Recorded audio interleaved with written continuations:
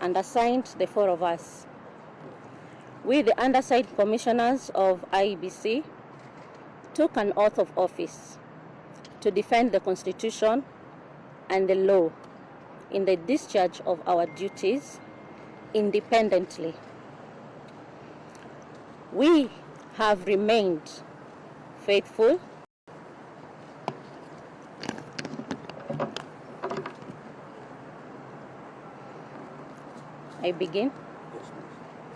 We, the undersigned commissioners of IEBC, took an oath of office to defend the Constitution and the law in the discharge of our duties independently.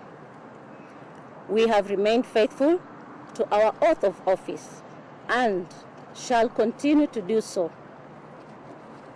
We collectively and unanimously make the following statement pursuant to the media briefing we held yesterday evening, that is on the 15th of August 2022 at the same place, Serena Hotel, Nairobi, where we promise for a comprehensive statement with regard to the results of the August 9th, 2022 presidential election declared and announced by Mr. Wafula Chebukati in his capacity as the chairperson.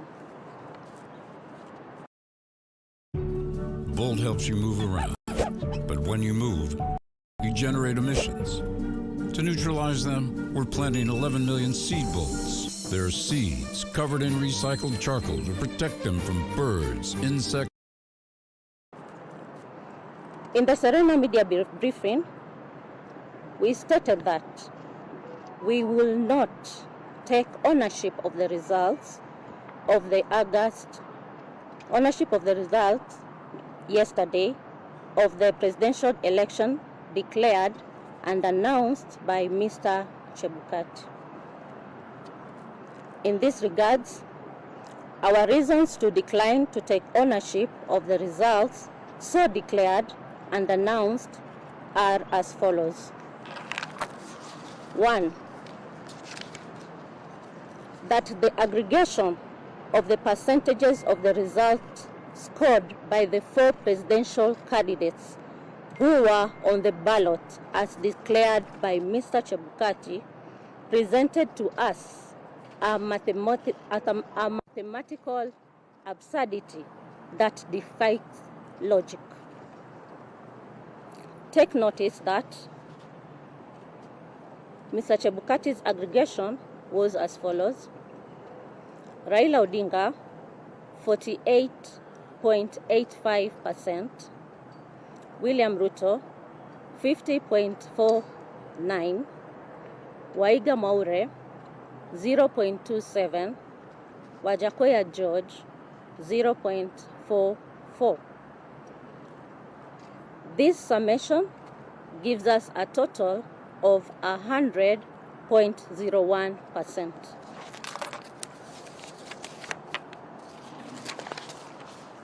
The 0.01% translates to approximately 142,000 votes, which will make a significant difference in the final results.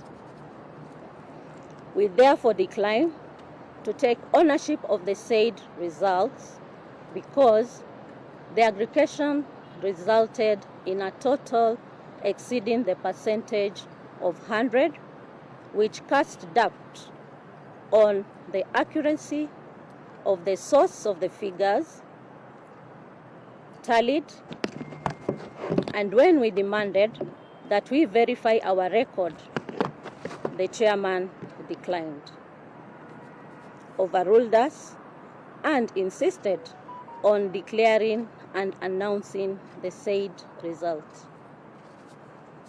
That, number 2, contrary to the Constitution and legislation, the results declared and announced did not indicate the total number of registered voters, the total number of votes cast, or the number of rejected votes if any. In this regard, the results announced by Mr. Chebukati lacked a critical ingredient, namely actually a fraction of a whole number. Hence, if, for example, the 7.17 million valid votes cast in favor of the winning candidate, as declared and announced by Mr. Chebukati, translates to 50.49%, then it was 50.49 of what? Further, take notice that Mr. Chebukati claimed that Raila Odinga attained 25% of votes in 34 counties, while William Ruto the question is, which figures in the 34 and 39 counties respectively constituted the independent vote was opaque and incapable of earning our ownership and confidence. Number 3, guided by the authority of Maina Kiai case, petition number 106 of 2016, as upheld by the Court of Appeal in Civil Appeal number 105 of 2017 and affirmed by the Supreme Court of Kenya, we state categorically that the results of the presidential election held in August 9, 2022, declared and announced by Mr. Wafula Chebukati on August 15, Independent Electoral and Boundaries Commission. The Commission has to process the results before they are declared. People of Kenya did not intend to vest or concentrate such sweeping and boundless powers in one individual, the chairperson of the appellant. The emphasis is that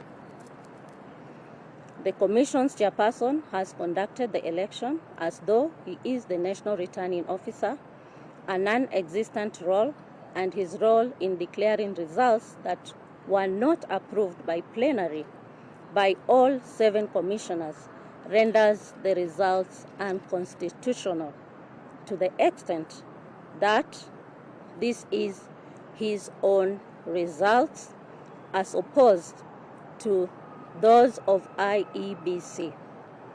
In keeping to Article 138(2) of the Constitution, there is no national presidential election in Kenya, but rather the presidential election is held in each constituency.